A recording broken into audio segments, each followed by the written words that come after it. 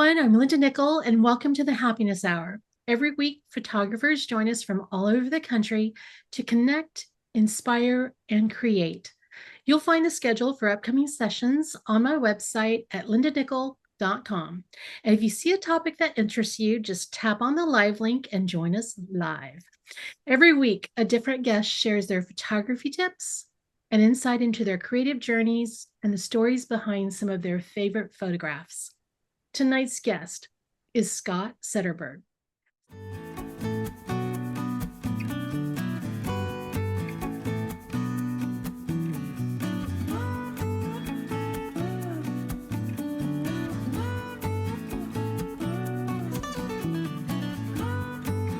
Scott is a landscape photographer that splits his time between the Pacific Northwest and Costa Rica.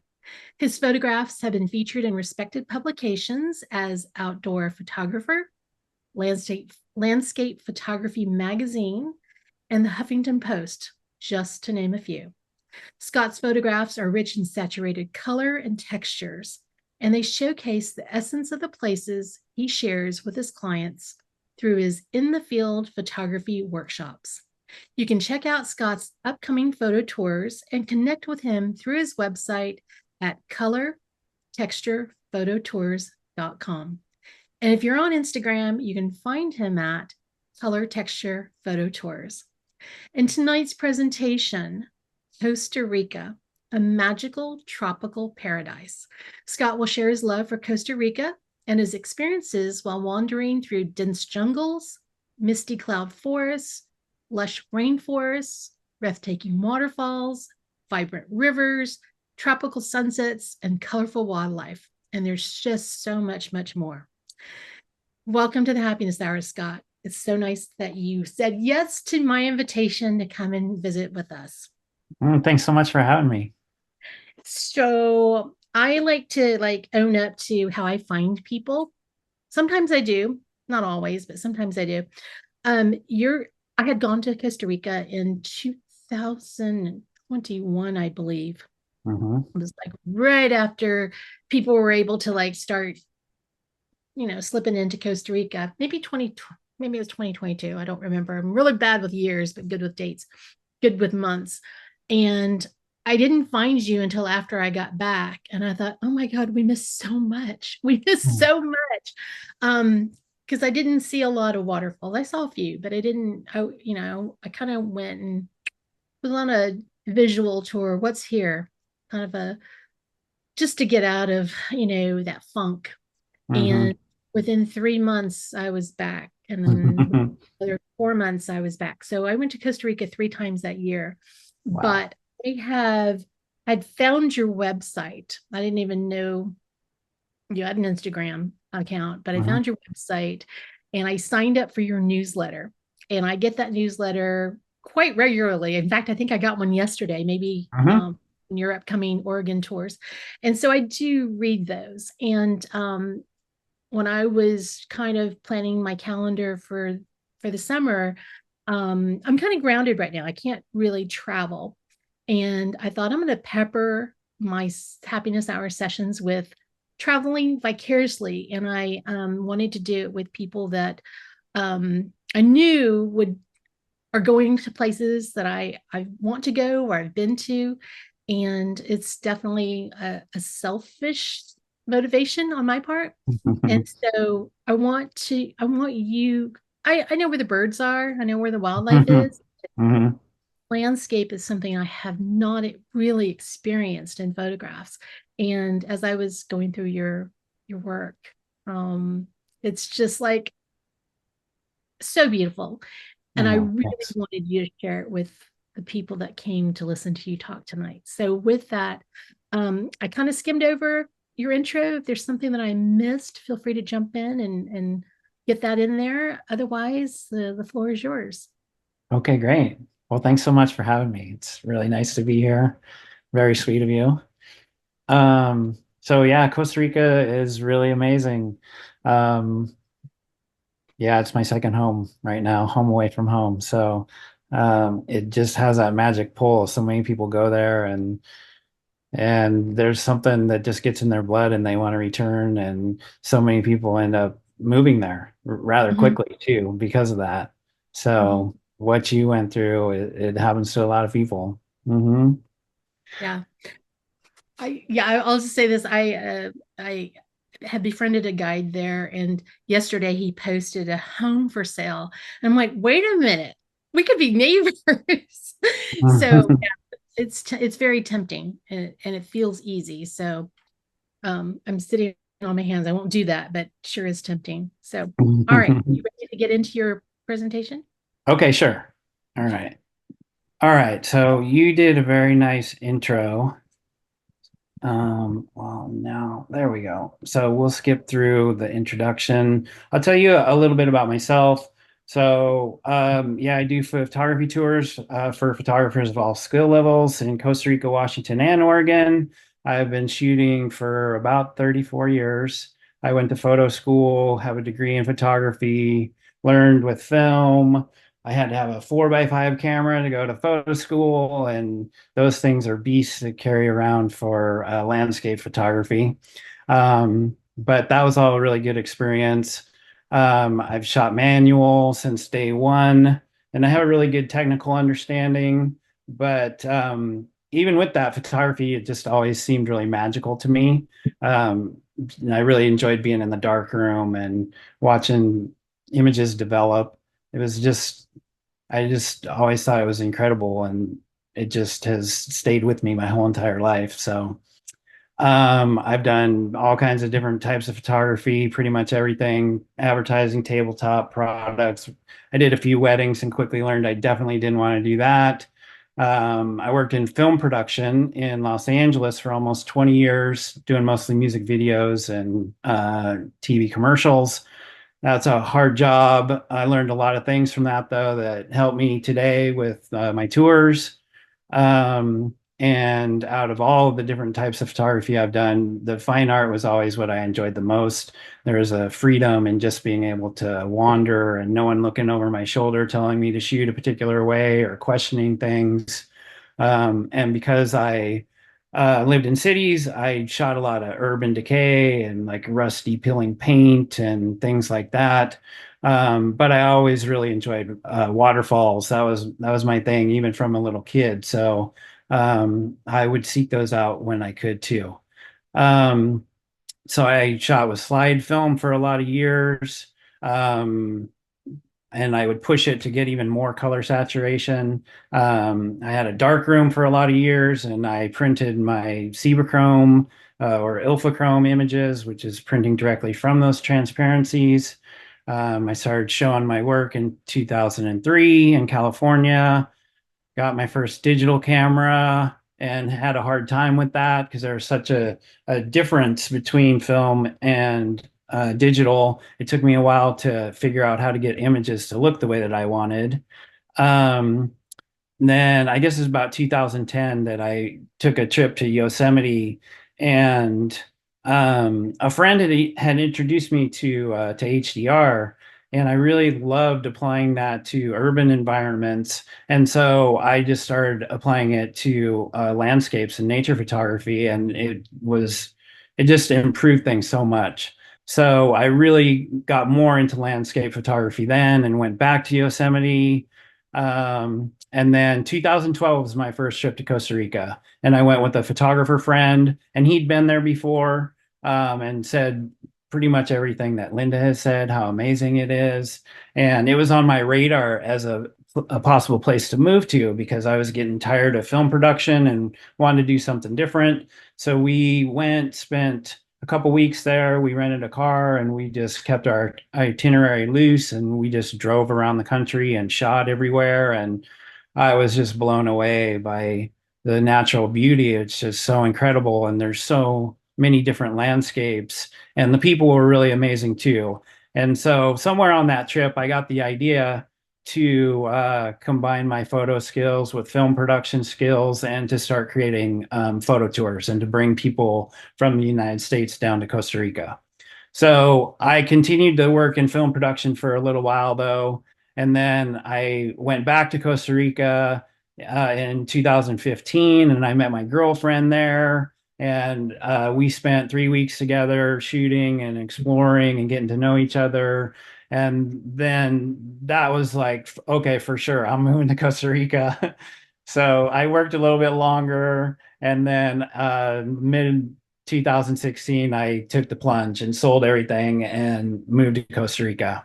So I spent the first bit that I was there, I just kind of decompressed and de-stressed from my job in film production. And then I really got busy with scouting locations and doing more research and developing relationships with restaurants and hotels. And I reconnected with my nature guide again from my first trip, and he was really excited about the project and wanted to do it. So I did that and then spent like 6 months working on my website and started advertising. And 2018 was when things really kicked off and I booked my first tour. And then during the pandemic, I came back to the States because I was kind of stranded for a little while because I was in Costa Rica when it hit. So I came back to the States to kind of ride out COVID. And during that time, I put together tours in Washington and Oregon and Olympic National Park and Columbia River Gorge, and kind of filled out the schedule for the off season in Costa Rica. So now I have 4 tours in Costa Rica and 6 in the Pacific Northwest. Um, and Linda talked about all that, and I'm a member of NAMPA. And let's get into Costa Rica. Okay, so for the people that haven't already been to Costa Rica, um, in the center of the map, there are 3 cities: San Jose, Alajuela, and Heredia. And those 3 cities make up the San Jose metro area. And most of the people live in that area. There's about 5 million people in the country, and 2 million of them live in that area. And then the rest of the country, it's pretty rural. There's lots of small little communities. There are a few larger cities, but it's pretty rural. Um, and so I just wanted to talk a little bit about particular areas. So most of my tours begin in San Jose. There's an airport there in Alajuela. There's another airport over in the northwest corner of the state in Liberia. And I do have one tour that starts there. But most of the tours we explore kind of north of the San Jose metro area. There's a place in the north called Sarapiqui, which is up in where it says Heredia and Puerto Viejo. And then just north of San Jose, there's Bajos del Toro and Toro Amarillo. And then a little bit west of that, there's La Fortuna and Lake Arenal. And then over near Liberia in Guanacaste, there's Rincon de la Vieja and Rio Celeste. And one tour, we explore those areas pretty thoroughly. And then down in the South Pacific side, there's a place called Dominical, and Uvita is another community just a bit south of there. And I have a full tour there that capitalizes on the landscapes in those areas. So just to give you a little idea when I talk about places, and I'll show you photos and might give you a better idea where those places are. So a lot of people think that Costa Rica is Puerto Rico. And I don't know why, but I have a lot of people when I'm talking to them that by the end of the conversation, they're like, okay, well, I want to go to Puerto Rico. And I'm like, no, it's Costa Rica. So I told you there's 5 million people, 2 million in the metro area. Spanish is the primary language. They really only speak English in the tourist areas. They abolished their military in 1948, and they've used that money for education and for healthcare. So Costa Rica contains 5% of the world's biodiversity, over 500,000 species of plants and insects, reptiles, birds, all of that. It has 2 very distinct seasons, and that's really super important. Mid-December until the end of April is the dry season, and the climate's it's really warm, lots of sunshine, very little rain. And then the wet season begins in May and goes through mid-December. And pretty much everywhere in the country, it's going to rain at least a little bit most days, pretty much every day. And it might be just a little sprinkle in the afternoon, but it might be like 3 or 4 straight days of just solid rain. So for photo tours, I've found that it's really difficult to try to do them for landscape photography in the wet season. There's so many locations with like really bright, vibrant rivers, like bright turquoise or deep greens, and those rivers can just turn muddy brown. Same with waterfalls. They turn into really ugly, muddy cascades that you really can't shoot. And so, plus you can spend a lot of time just riding out the rain in hotel rooms or in a restaurant. And then the trails are muddy and wet and slick, and it just gets really complicated. So I only do my tours in the dry season.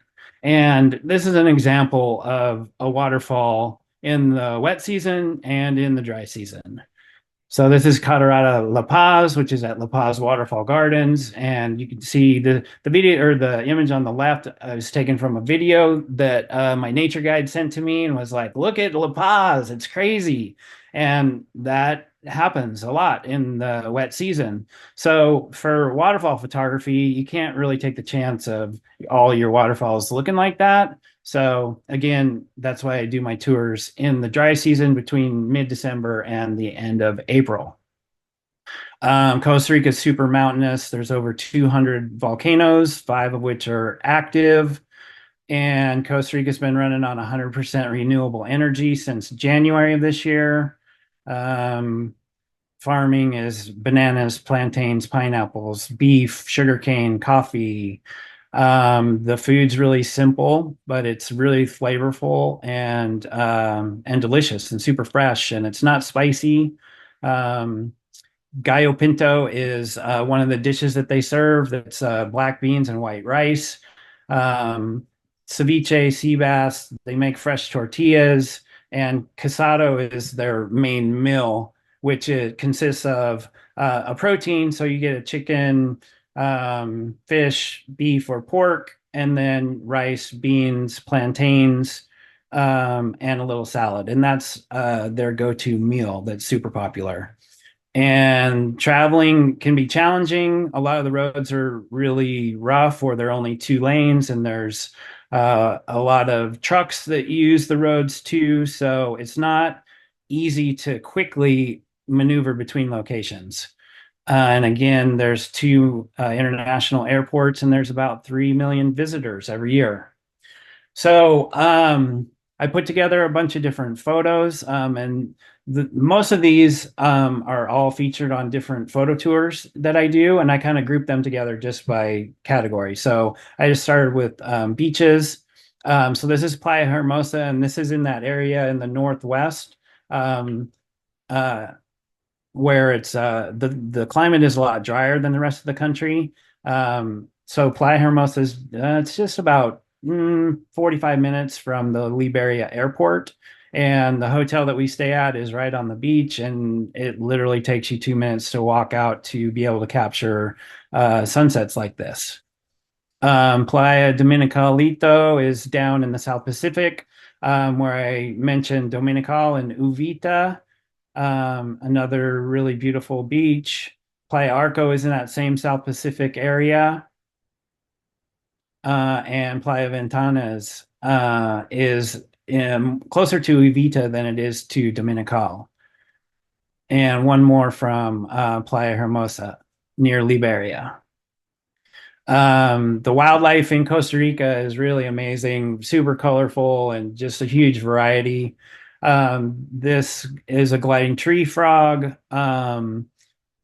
It's related to the red-eyed tree frog. It's not as colorful as a red-eyed tree frog, which I'll show you towards the end of the wildlife. But so these guys are about the size of the palm of your hand, and with their webbed feet, when they jump between tree branches or trees, they can glide through the air a lot easier. Then there's the chestnut mandible toucan, which is related to the keen-billed toucan. The only difference is in their bills, and the keen-billed has some different colors, has some greens in the bill. But these are pretty common to be seen throughout the country. Blue morpho butterflies are really cool, and they're big. They can be like 4 to 6 inches in diameter, and that's the pattern that they have on their wings when they're closed and then open, super bright, beautiful blue color. The sloths, of course, are always a big hit. They're kind of hard to spot, though. It helps to have a nature guide with you because most of the time they spend in the trees sleeping, and they just look like uh, something brown that's attached to the tree way up high. So my guide's really good at spotting that, and we can be driving down the road at 60 miles an hour, and he'll be like, "Oh, stop, stop, stop! There's a sloth over there."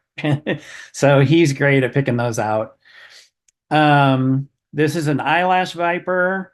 If you look at the head, you can see that there are a couple of scales on each side that stick out, and they resemble eyelashes, hence the name eyelash viper. My nature guide found this particular snake in Rio Celeste, and it's a small snake. It's a this one's just a baby. And if you put your hands like all the way around it, it probably was only like 5 or 6 inches in diameter, and it was just hanging out sleeping. And but they're super colorful. It is a venomous snake, and I think there's 22 different species of venomous snake in Costa Rica. This one's really docile, not aggressive at all, and really beautiful, great color patterns. So this is a poison dart frog, which there's a lot of different species of these as well. This one, the locals will refer to it as a blue jean rana. Rana is Spanish for frog, and they call it blue jean rana because its back legs are blue and it looks like it's wearing blue jeans. So it's also called a strawberry poison dart frog. And there's a bunch of different kinds that have different color patterns too. I've seen green ones with black spots, and there's others as well too. There are crocodiles in Costa Rica. This is a bridge called Tarcoles. The locals there, they started feeding the crocodiles here so that now the crocodiles all hang out in this area below the bridge. And it's kind of turned into this a tourist area where there's a big parking area. So you can park your car and then walk out onto the bridge and then look down over the railing and you can see all these crocodiles hanging out. Lots of iguanas in Costa Rica as well, and they get big. This guy is probably his body head to tail's probably 3.5 feet long, and they're all over the place, all over the country. I've seen more in the dry Pacific, or not Pacific, but the Northwest portion of the country, but they are all over the place too. And then this is the red-eyed tree frog, which is related to the gliding tree frog that I showed at first. They don't have as much webbing between their toes, so they don't glide as much as the gliding tree frog, and they are more prone to just stay in the positions that they're in and not jump as much as the gliding tree frogs. They also have this blue along the side that the gliding tree frog does not have, and of course the big bulging red eyes. So there's so many waterfalls, hundreds of waterfalls in Costa Rica, primarily because there's 7 months of rainfall. And so I went through and I just wanted to put together a bunch of different ones and show you that there's so many different styles of waterfalls too. Um, and they're all so spectacular, and I keep finding more and more all the time. So Costa Rica is great for that. So Catarata Celestial is in Bajos del Toro, which is that area just a little bit north of the San Jose metro area. There's a lot of waterfalls in Bajos del Toro. It's a pretty popular area for that. And it used to be that not that many people really knew about Bajos del Toro, but after COVID and with Instagram and people posting so many photos, it's become really popular now. And um, the property owners are starting to really develop their properties a lot more, so it's not so rugged. So which is good, or bad if you don't like to have tons of people um, around for your for photos, or just would rather be solo in nature.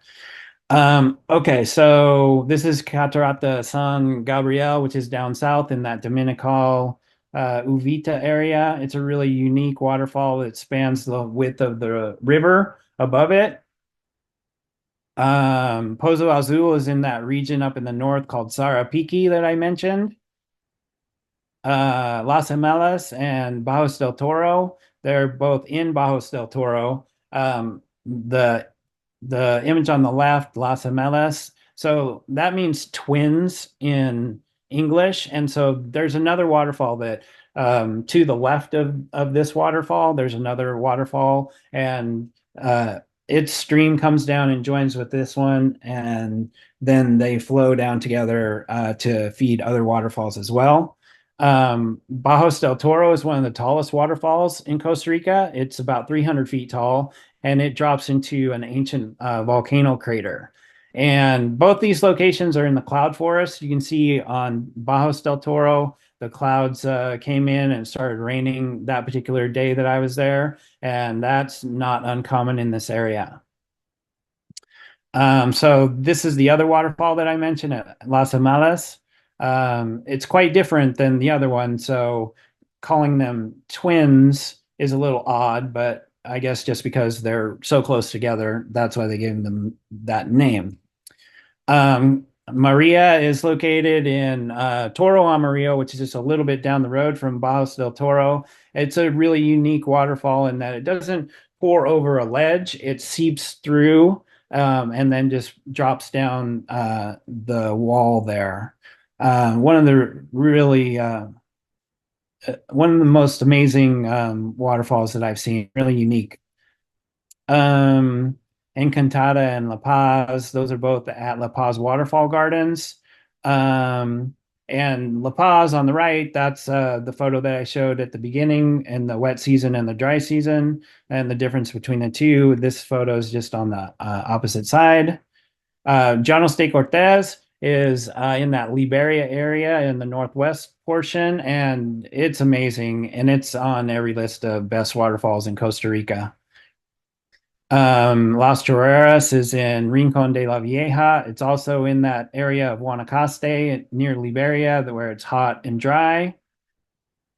And La Fortuna, it's a very popular waterfall. It's just outside La Fortuna, which is the number one tourist area in all Costa Rica. It's a small place, but there's a ton of hotels and really great restaurants, a really great destination.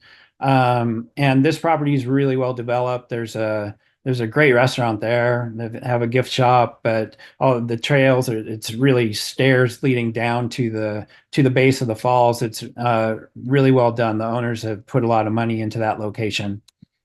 Eco Chontales is in that South Pacific region. In the wet season, the whole upper rim of the waterfall is filled with water, and it can be really violent and powerful. And I certainly wouldn't be standing in the middle of the stream where I was for this shot in the wet season. It's a really amazing waterfall. And then Salto del Toro is in that Toro Amarillo area by Bajos del Toro.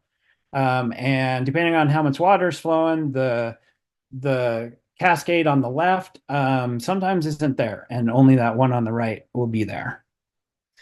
Rio Celeste is also on the best waterfalls list everywhere. It's probably Costa Rica's most iconic waterfall because of the turquoise water. And there's an ancient legend that says that when the gods were painting the sky, they dipped their paintbrushes into the river at Rio Celeste, and that's what caused the river to turn turquoise. Um, but really, the scientific explanation is there's particles in the bottom of the riverbed that absorb all the light except for blue, and it reflects the blue back, and that's what gives the river the color. Um, Niuyaka Falls, this is my personal number one waterfall, and it's down in that South Pacific region. It's collectively between the two drops, it's about 200 feet tall. The image on the right is of the upper falls, and they're about 135 feet tall. The lower falls is about 60 feet tall. Um, so many rivers and streams in Costa Rica. This is Rio Toro, and it is at the location in Toro Amarillo where there's several waterfalls. There's a valley that this river flows through. It's a really, really beautiful location. And these orange rocks are just really, really crazy. People often ask if the rocks are really that color, and yeah, they are. It's just a really spectacular location. So this again is Rio Celeste, and I told you the story about the gods painting the sky. The image on the left here is another stream just outside the national park of Rio Celeste. And then in the La Fortuna area, there's a lot of streams in this area called El Castillo, which is by Lake Arenal. This is the Sarapiqui River. There's a lot of shallow, rocky rivers in Costa Rica that are pretty easy to access, make for great photo opportunities. Las Chorreras is in Rincon de la Vieja, in that dry northwest area near Liberia. This is near Bajo Rodriguez, which is kind of between San Jose and La Fortuna. Again, another shallow, rocky river that you can access easily. So then on the left again is another image of Rio Celeste, and then another stream from the El Castillo area near Lake Arenal. And this one is a Sarapiqui River. And then there's some sunsets here from various lakes around the country. So Lake Arenal, it's the largest lake in Costa Rica, and they built a dam there and created the lake, and now that's where most of the country gets their power from.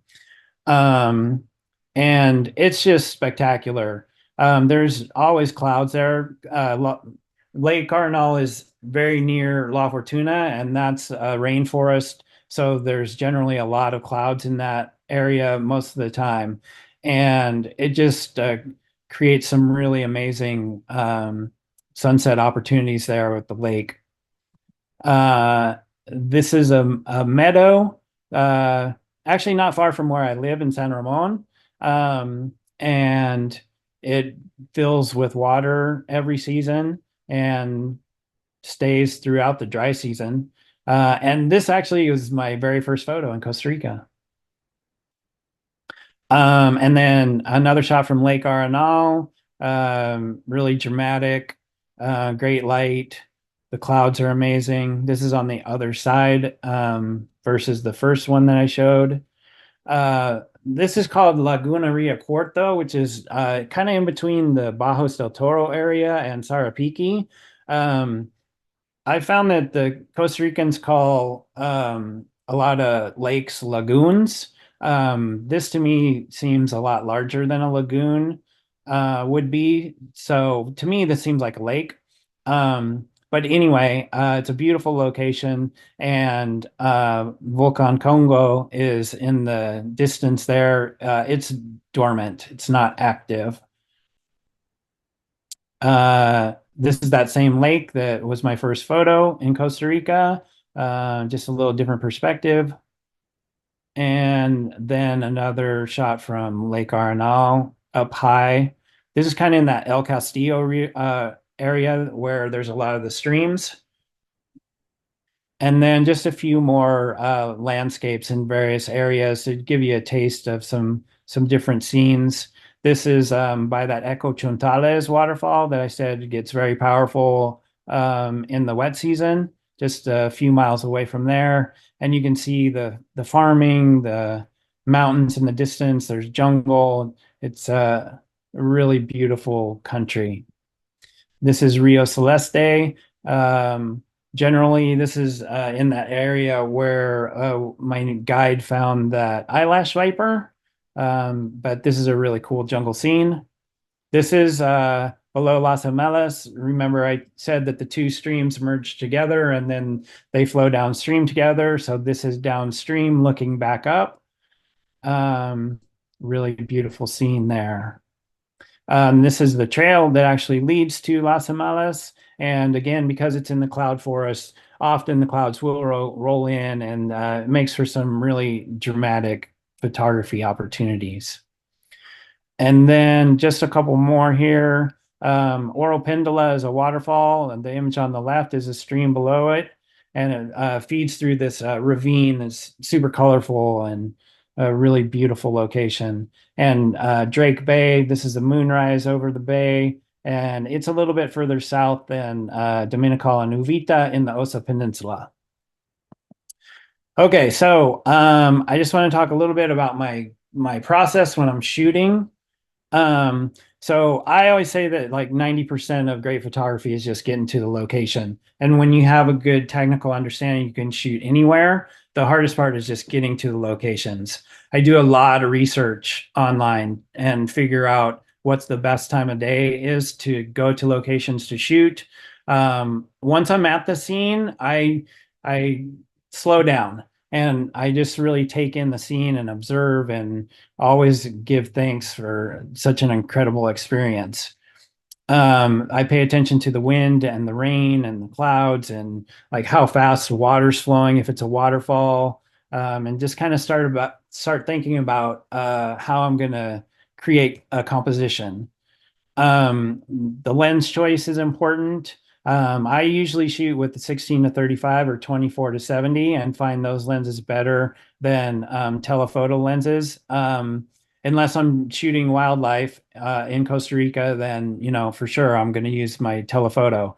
But generally, I'm using more wide angle lenses, and I prefer the zooms over primes, just because I've shot with primes and I always found, oh, well, this isn't wide enough, or I'm too close. And then I have to, move my whole tripod and everything to a different area and set up all over again versus a zoom where I can just quickly and easily zoom in or out and adjust my composition. Works so much better. And I'm glad that I use zooms now instead of primes primarily. I think about the rule of thirds. So I'm looking for foregrounds. I'm looking for a middle ground and a background in all my compositions. And I try to include the natural elements that are around, especially in the foregrounds, trees and rocks and grass and um, things that will add interest to the photo. And if it's available, I'll try to use natural framing. So if there are tree branches that are shooting out into a scene, then I'll use those to kind of create a vignette to highlight a subject. And I pay attention to balance quite a bit. I tend to offset subjects a lot, unless the scene is really symmetrical or there's some great natural framing. And I try to search for leading lines, which could be, fallen trees, something pointy like that, but it also could just be the flow of a stream that can lead your eye into a photo. And then I always check the corners and my edges and make sure that I have interesting things in different positions so that like if there's a sky that I'm cropping out, I want to make sure that I've in one corner that it's not poking through a little bit, or I'll put a rock in a corner or some grass in another corner to just kind of add points of interest to the composition. And so I have a few examples of that. Back to Catarata Celestial. Um, so Obviously the main subject of the waterfall is offset. But with the stream flowing down to the right, it creates a very nice leading line that comes from the lower right corner and comes up past the two little drops right into the main cascade there. In the foreground, there's all the rocks that have nice textures on them, and I made sure to put a rock in the corner, in the lower left-hand corner. But generally rocks throughout the whole foreground. And then there's the middle section with the two drops, and then you have the upper section and the background. So again, you have the foreground, middle section, and a background in the shot. Same with this. There's the rocks on either side that are both kind of at an angle pointing in and leading your eye into the distance and the sunset. There's great texture in the water and in the sand, as well as in the clouds. And once again, in the top right corner, I made sure that there's a cloud there to kind of fill that space and just make everything balanced. Same thing here. The rule of thirds, especially with the image in the center, which is La Fortuna, with the rock in the middle, or sorry, the rock in the foreground, the middle section with the drop and the other rocks, and then in the background is the main waterfall. And then a good example of the natural framing are the trees on either side of the waterfall that kind of vignettes it and draws your eye into that. And then with the other two images on either side, there's great textures. The ferns on the left-hand side, there's that creates a nice foreground there and repetition. And then there's the trees that are to the right that kind of push your eye back over to the waterfall that is off-centered. And same with the image on the right. There's in the foreground, there's rocks. The stream flows in from the right corner, which creates a leading line that takes you back into the main subject, the waterfall, which is in the background and offset, but works well with the flow of the stream leading into it. Okay, so those are just the creative parts of what I'm thinking about, but then, you know, there's the technical decisions then that you have to go through as well. Obviously, the ISO, shutter speed, and aperture, those are all going to all work together. And as you adjust one, you adjust the others. The depth of field I'm thinking about. So generally, I'm focusing a third of the way into the image, unless I'm shooting really close to something in the foreground, and then I'm going to do some focus stacking. So that I'll create several different exposures and combine those together in post, with focusing at different points of each of those exposures.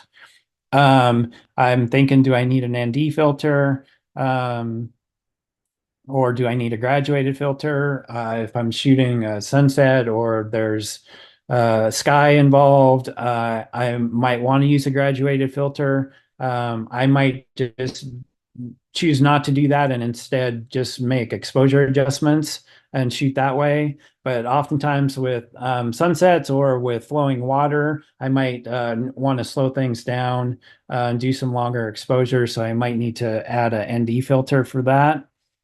And then I'm always checking and adjusting my polarizer, which is my one main filter that I can't live without. And if I only had to have one filter, that would be the one that I would have. I do exposure bracketing on all my shots. So I'm generally taking a normal exposure and then I'm overexposing and then I'm underexposing. And in post-processing, then I'm going through those images and choosing. Sometimes I'll use all three. A lot of times I only use two. Checking histograms, making sure that my whites aren't getting blown out and my darks aren't too dark. And one of the things that I've learned is to not overshoot. And when I was in photography school shooting film, my photographer or my instructors always said, well, film's the cheapest thing in photography, so you should shoot as much as possible. And just, you know, whatever you see, whether it's great or not, you should just shoot it. And now I so totally disagree with that. Now I like really take my time and work on composition, and I find the composition and I take the time. Like I said, I slow down and make sure that I do all the things that I need to do in order to capture it well. And then, you know, I move on. I'll move to a different location, I mean, I might get several different good compositions at one location, but generally I just shoot a scene, make sure I have it captured properly, and then move on to something else. I'm not wasting a lot of time just shooting random things here and there. Everything's very thought out. But and I do encourage everyone to shoot vertical and horizontal, and I sometimes need to remind myself to even do that as well. And there's different reasons, why. Um, so here's just a couple of examples. So this is at Lake Arenal.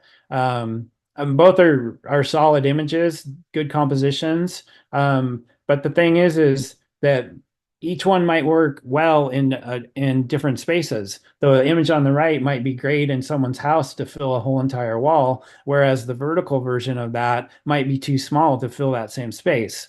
Also with social media, vertical images, I found look a lot better on social media than horizontal images do. So there's that part of making sure that you shoot horizontally as well. Um, this is a waterfall in Washington State, but it's another example of horizontal versus vertical. And again, both are solid compositions, beautiful scenes. The difference I find often with shooting vertically is that it tends to tell a little bit more of a story. You include more things within the scene. The grass in the foreground and with the rocks close adds a lot of textures. Um, so I always make sure that I shoot horizontally and vertically. And this is another example of that. The horizontal image is a nice image. It's got great design elements and textures and color and flow with the water and the leading line and all of that. And then when you look vertically and there's these trees and there's a bridge where the water's flowing from, and it just creates an entirely different scene. And both are great images. And then you're adding more images to your portfolio. And then just a few thoughts about post-processing. There are many ways to get the results that you want. And I don't really think that you have to absolutely follow any photographer's system or the way that they edit in order to get great results.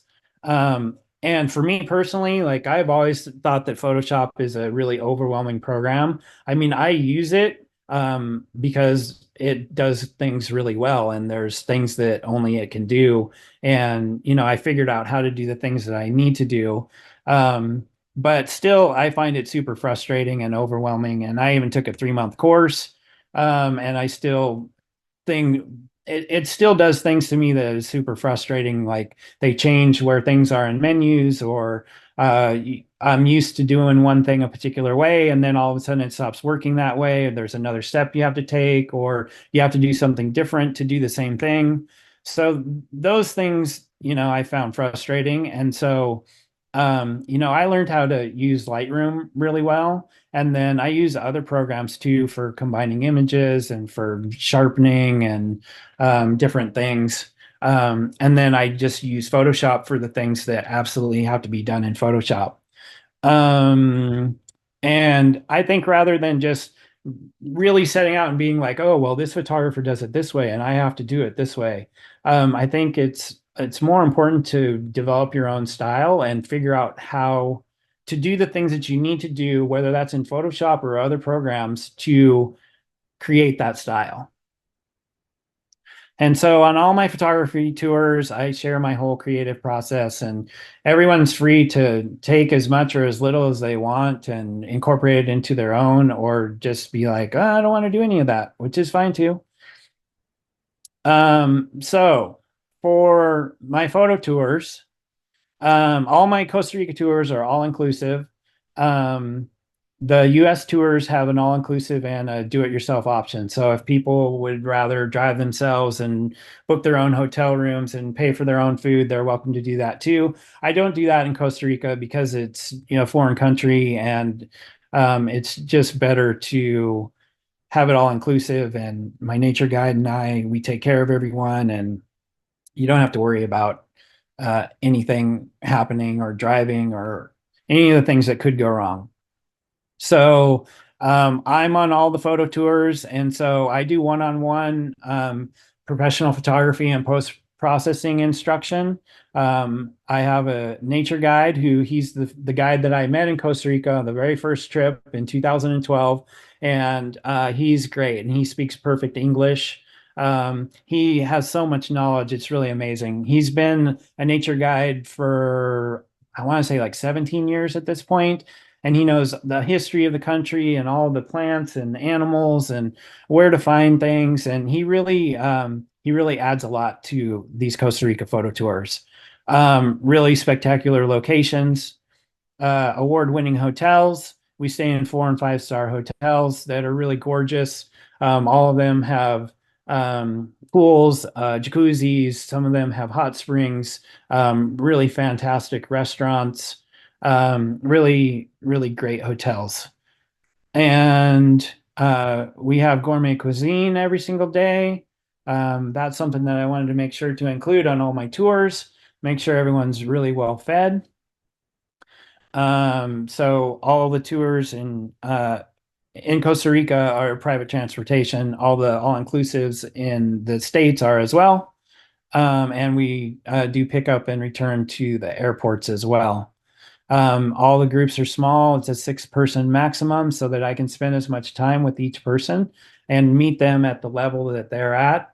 You never know who's going to be on the tour. You can have some super advanced people who know everything already and they just want to shoot. And then you can also have someone who's just beginning and they're not going to understand the same things. The two of them, one's going to want to go off and shoot and doesn't care what I have to say to the newer person who is just learning. So I try to spend as much time as possible with each person and meet them at that level. So I go through my whole creative process about creating compositions, using filters, exposure techniques, focus stacking, intentional camera movement. I do some HDR processing and work on digital workflow and organizing your catalog so that you can easily find images. And we do some image reviews as well. And it's a great way to meet new friends and have a ton of fun. So these are the tours that I have year round. The Oregon Extravaganza tour, it's already passed. I just did that a week ago or so. I just show a few images from that tour. It explores the Columbia River Gorge and a bit of the Oregon coast as well. My next tour is this weekend coming up, is the Palouse Eastern Washington tour. There's spaces available for any last minute people that want to jump in. We shoot the Palouse Falls, McNary Wildlife Refuge. Um, then there's the Central Oregon Coast, which is coming up in July. Hug Point, Cannon Beach, Proposal Rock, Thor's Well, really beautiful locations along the Oregon coast. Then we do Olympic National Park in August, and it's a really fantastic location, beautiful alpine lakes, mountains, gorgeous beaches with sea stacks and wonderful waterfalls, and crazy cool mossy rainforests as well. We do the Washington Waterfalls tour after that. We shoot the best waterfalls in Washington State, and we close out the days shooting volcanoes reflecting in glassy lakes. And then we do the Oregon Fall Colors photo tour. That's in October. Shoot waterfalls, rivers, and streams in the Columbia River Gorge and Silver Falls State Park in Oregon. It's a really good, bright, vibrant tour. And then we get to Costa Rica. So in December is the South Pacific Costa Rica tour. And so that's in those areas around Dominical and Uvita. We shoot rural landscapes, a lot of beach sunsets, and some of the best waterfalls in Costa Rica as well. Then next year in February is the Costa Rica Landscapes photo tour. In this tour, we explore the region of Sarapiqui up in the north, as well as Bajos del Toro and La Fortuna. Lots of streams, waterfalls, and sunsets at Lake Arenal. The Colors of Costa Rica has the most wildlife on it. Um, we start in San Jose. We do La Paz Waterfall Gardens. We do Toro Amarillo, La Fortuna, and Rio Celeste as well. And the last tour is the Pura Vida tour, and it starts in Liberia, which is that drier section of in the northwest part of the country. We spend a couple days at Playa Hermosa, and we shoot Llanos de Cortez, which is one of the best waterfalls in Costa Rica. We do Rincon de la Vieja, Rio Celeste, and La Fortuna. So those are all the dates and all the tours that I do year round. And this is all of my contact information where you can reach me. Phone, email, website, all my socials are all whatever it is, Instagram /color texture photo tours. Same with Facebook and Vero. And that's it. Take a breath. Woo! You covered a lot. So, which that is not a complaint. Let me get you to take your screen down. I got a couple of All questions right. for you. All right. So, first of all, right off the bat, Christy Adams has signed up for your newsletter. So, yay. And that's if you guys want to sign up for his newsletter, that's a great place to kind of get your finger on the pulse of his offerings that are current. So, Stop share. There it is. All yeah, right. you're a pro now. Yeah. Woo! Okay, so let's just How'd I do start in with time? you did that's what is amazing. I was like, there's no way he's gonna finish this. Before he even started, he had sent me a note going, I have like 100 something photos, and I'm like, oh dear, oh dear. You did great. So right off the bat, this is probably a question that more than just me and Sherry have. It's what is the hiking skill level needed for your tours? Because you're not just walking across flat land here. That's true. That's a really good question. And it varies depending on the tour. Um, some of the locations are fairly easy. Others, it could be hiking 3 to 4 miles at a particular Okay. location for a particular day. It really just depends. And when I say, some locations are easy, still collectively, if we're doing more than that one location, over the course of the day, you're still probably gonna walk a couple miles per day. Um, with a lot of the waterfalls, just the way that the locations are set up, you tend to start at the top and then go downstairs. So then there's the stairs always coming back up, which can be a little bit challenging at the end of the day. So Yeah. most of the locations, the waterfalls, there's a couple hundred stairs at least that go down. Sometimes there's 400 stairs. It really just depends on the tour. And I put on each tour page what the kind of estimated length is per day. But there's still variations within that because depending on people's levels and how much they want to do, there's options at some locations, like at Rio Celeste. You could just go hike for half an hour and go to the waterfall and be done. And that would be like 2 miles round trip. But there's so much more to the park that you can do as well. And if you want to do all of that, then that would add another 2 miles to it. So for that, I say it could be 4 miles total, but it might only be two.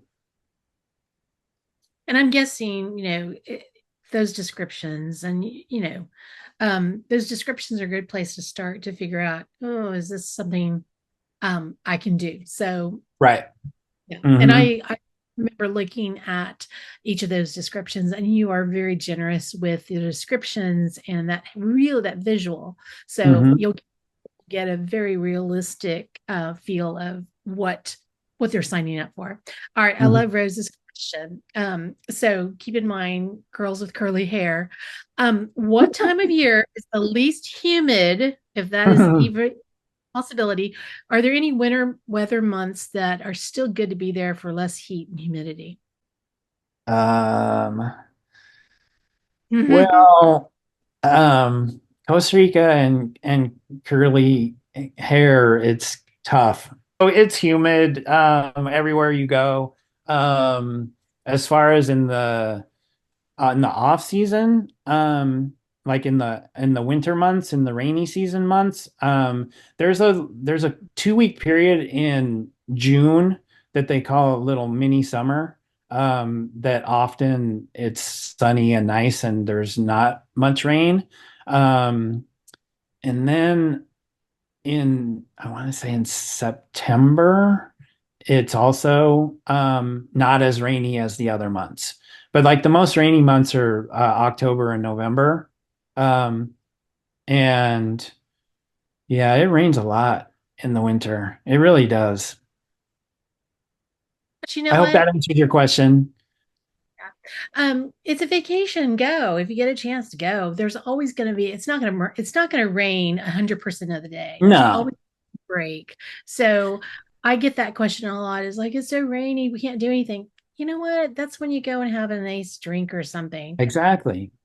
You Yeah, work around that. And for photo tours, that's a good time to like work on your of post photo processing. processing Yeah, and right. through the hundreds of photos that you'll have to cull through because everywhere you look in that country, whatever scene you're in, whether you're in the cloud forest or if you're on the beach, there's so many. It's like a candy shop for photographers. It There's really no is. there. It's crazy, crazy fun.